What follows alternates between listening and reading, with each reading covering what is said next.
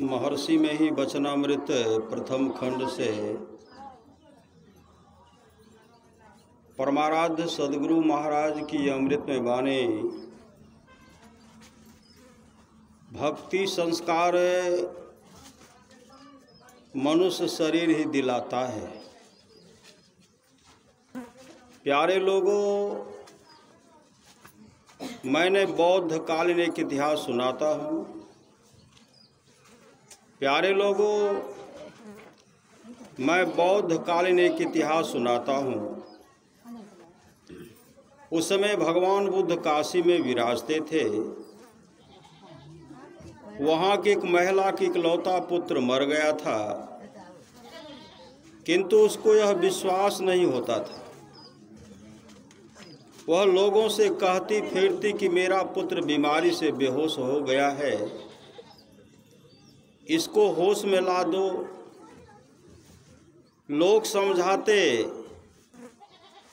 समझाते कि यह मर गया है, फिर भी उसे विश्वास नहीं होता था।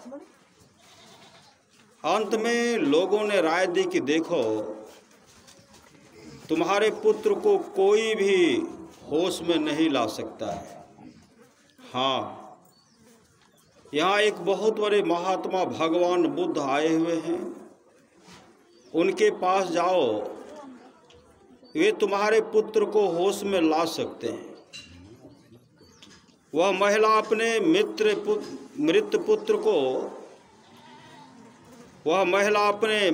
पुत्र को लेकर भगवान बुद्ध के पास गई और बोली, भगवान,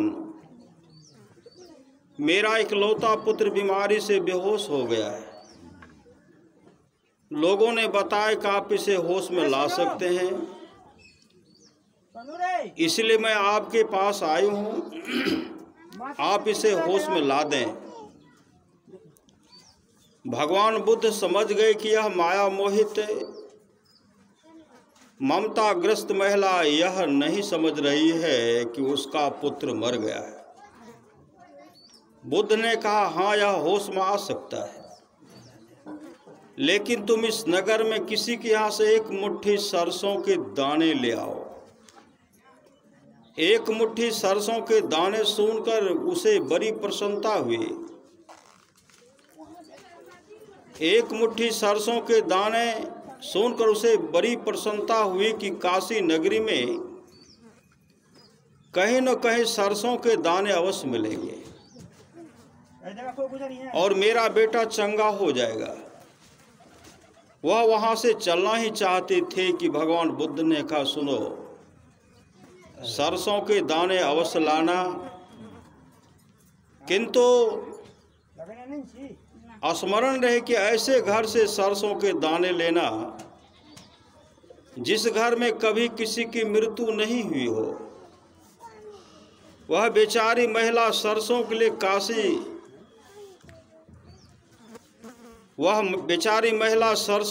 काशी में घर घर फिरने लगी। सरसों के दाने तो उसे मिल जाते, किंतु जब वह पूछती कि कहे तुम्हारे यहाँ किसी की मृत्यु तो कभी नहीं हुई है, तो लोग झुंझला उड़ते और कहते, पगली, ऐसा भी कहीं होता है कि कभी किसी के घर में कोई मरा नहीं हो। इस प्रकार घूमती हुई समूची काशी नगरी छान डाले, किंतु कहीं भी उसे ऐसा घर नहीं मिला जिस घर में कभी किसी की मृत्यु नहीं हुई हो। अंत में उसको विश्वास हो गया कि मेरा पुत्र भी मर गया है। ऐसा कोई घर नहीं जिस घर में मृत्यु नहीं हुई हो। जन्म लेना और मरना इस संसार का धर्म है। मोती दास जी हमारे शिष्य कही व मित्र बड़े अच्छे थे। 50 वर्षों से मैंने उनको देखा, वे गरीबी मिजाज के और बड़े सरल थे। उनकी श्राद्ध क्रिया के उपलक्ष्य में आज सत्संग है। श्राद्ध कहते हैं जो कर्म श्रद्धा से किया जाए। इस श्राद्ध क्रिया में एक वेदांत है कि शरीर नाशवान है और जीवात्मा नाशवान नहीं है। आज वही दिन है जो दिन घर घर में आत्मा के अमरत्व का ज्ञान देता है। किसी के घर में मृत्यु होने पर लोगों के मन में विषाद होता है कि हमारे घर से एक समांग चले गए, किंतु विषाद करने पर भी वे लौट कर नहीं आते, किंतु विषाद करने पर भी वे लौट कर नहीं आते, इसलिए विषाद करना व्यर्थ है। विषाद न हो तो खुश हो, लेकिन इस अवसर पर खुश होना लोग पसंद नहीं करते।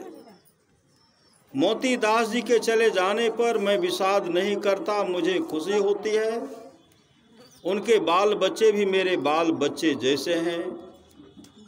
वे कहते होंगे कि ये क्या कह रहे हैं।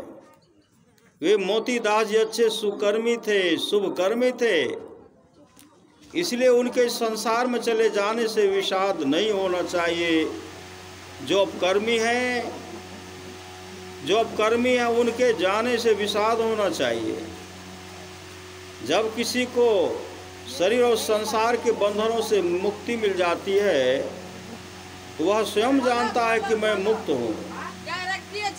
जैसे कोई बीमारी हो और वह रोग मुक्त हो जाए तो वह स्वयं जानता है कि मैं निरोग हूँ। वह मुक्त स्वरूप परमात्मा को पाता है, वह सारे बंधनों से छूट जाता है। कबीर साहब ने कहा है, कबीर साहब ने कहा है, मरते मरते जग मुआ अवसर मुआ न कोय, दास कबीरा यो मुआ बहुरी न मरना होय। जा मरने से जग डरे मेरे मन आनंद, कब मरी हो कब पाई हो पूर्ण परमानंद। मरिए तो मरी जाइए छोटी परे जंजार, ऐसी मरनी को मरे दिन में 100 बार। श्री सद्गुरु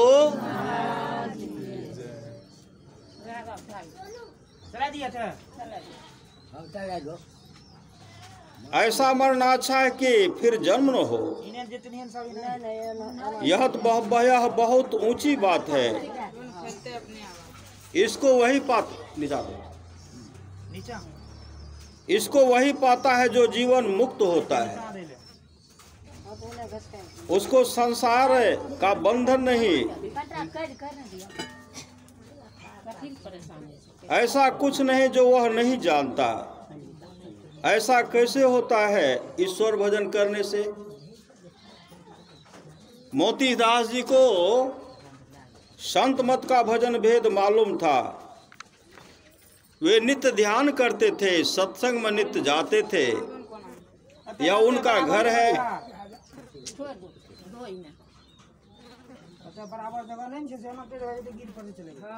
यह उनका घर है और सत्संग मंदिर मानो दरवाजा है।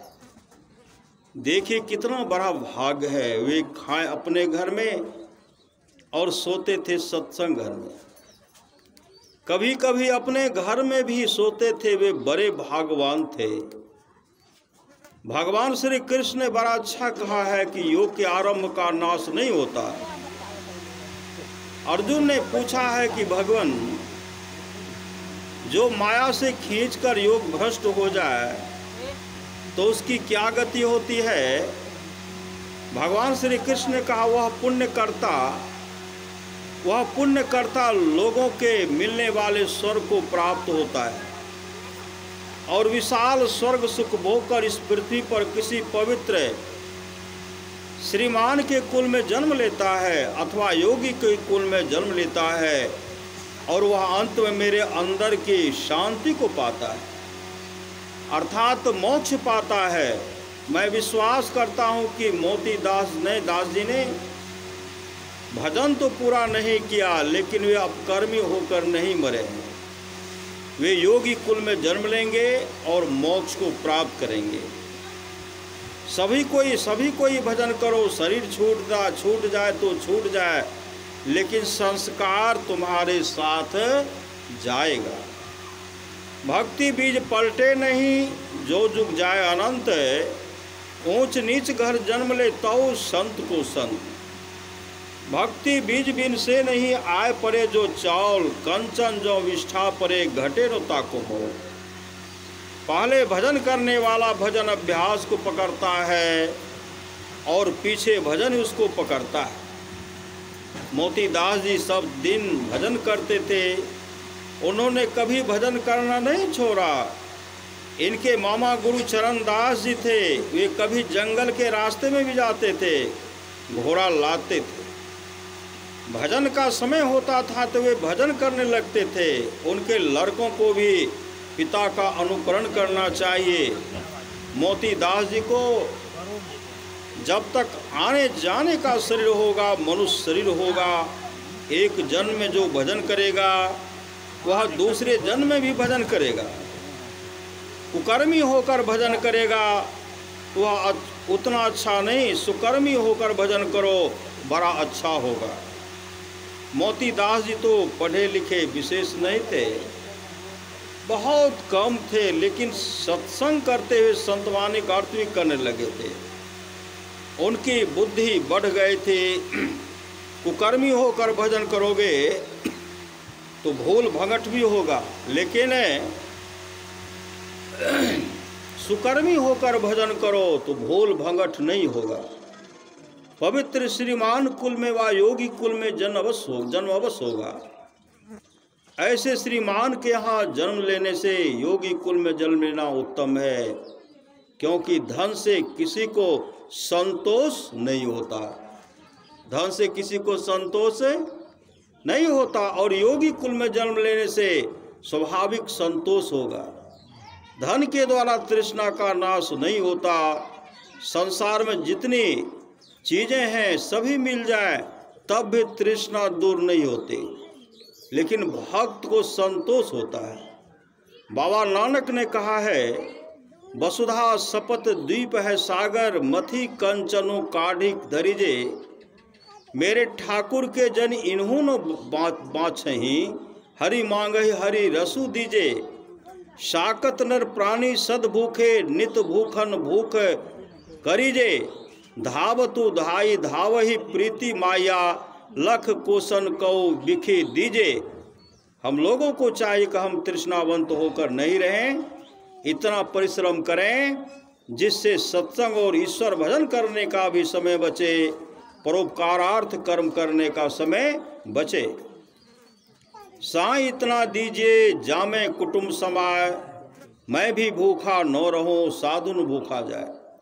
संतोषी बनो, ऐसा नहीं कि कमाई नहीं करो, कमाई करो लेकिन संतुष्टि रखते हुए। तृष्णा कभी नहीं बुझेगी संसार के धन और भोगों से। यह जानकर जो ईश्वर भजन करते हैं उनको शुभ गति, स्वर्ग आदि की प्राप्ति होती है, और जो भजन पूरा करते हैं तो उनको मुक्ति मिल जाती है। पूरा भजन नहीं होने से भजन के संस्कार के कारण मनुष्य शरीर होता है और पुनः भजन में लगता है। मनुष्य शरीर ईश्वर भजन करने का शरीर है। किसी ने बहुत अन्नदान किया है तो मनुष्य शरीर के अलावा बैल, गाय, हाथी, घोड़े के शरीर में भी उसका फल भोग सकता है।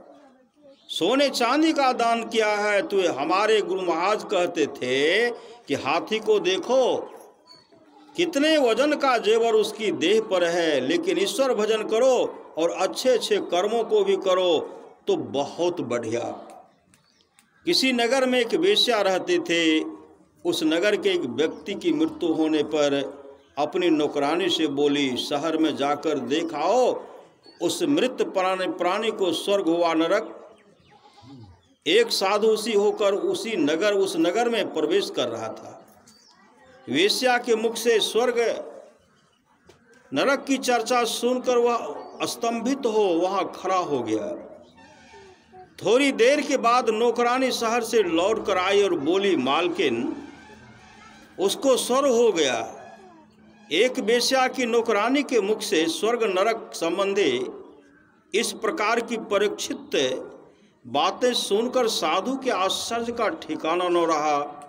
उसने वेश्या के पास जाकर पूछा, ऐसी कौन सी विद्या तुम्हारे पास है जिसके सहारे तुम्हारी नौकरानी भी जान जाती है कि अमुक व्यक्ति को स्वर्ग हुआ वा नरक? वेश्या बोली, साधु बाबा आप यह बात नहीं जानते, जिनकी मृत्यु से बहुत लोग दुखी हों, जिनकी लोग प्रशंसा करते हों, कहते हों कि वे बहुत अच्छे लोग थे, तो जानिए कि उनको स्वर्ग हुआ। और जिनकी मृत्यु से बहुत लोग उसकी निंदा करते हों अथवा कहते हों कि भले ही वह मर गया, बड़ा दुष्ट था, तो जानिए कि उसको नरक हुआ। मेरे जानते मोती दास जी के लिए बुराई की बात नहीं होगी। संसार में से कोई नहीं जिनके खिलाफ में कोई कुछ न बोले। इसी तरह कुछ लोग मोती दास जी के खिलाफ भी कह सकते हैं, लेकिन मेरा ख्याल है कि मोती दास जी की अच्छी गति होगी, वे अच्छे थे। श्री सद्गुरु महाराज की जय। यह प्रवचन कटिहार जिला अंतर्गत स्वर्गीय मोती दास जी की श्राद्ध क्रिया के अवसर पर दिनांक 19/12/1965 ईस्वी के सप्तम हुआ था। श्री सद्गुरु महाराज की जय।